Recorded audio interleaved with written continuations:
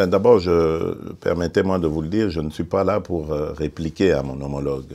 C'est quelqu'un avec qui j'ai de bonnes relations, je saurais comment passer le message autrement. Ensuite, je dirais que le rapport mapping, c'est quelque chose qui a été fait par des experts de l'ONU. Ce n'est pas les Congolais qui l'ont fait, ce ne sont pas les Congolais qui accusent, ce sont des gens objectifs qui ont fait ce rapport. Et ensuite, je dirais aussi que justice doit être faite pour toutes les victimes, toutes qui sont tombées, qui ont été arrachées à la vie au Congo et ailleurs dans la région. Et donc, pour moi, ce serait plutôt une attitude positive que le président Kagame aurait de collaborer à cela.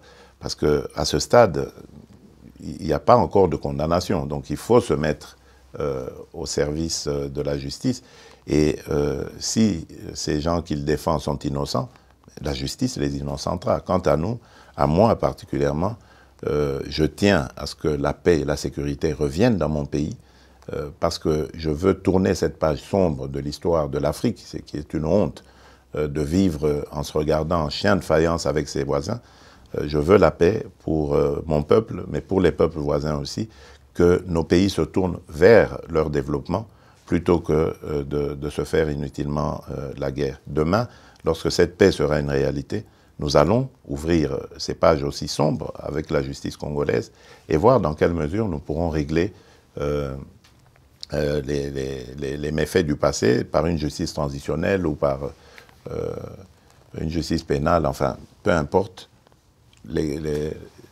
L'essentiel est de sortir de ce cycle infernal et d'aller sur le développement et les bonnes relations entre nos pays.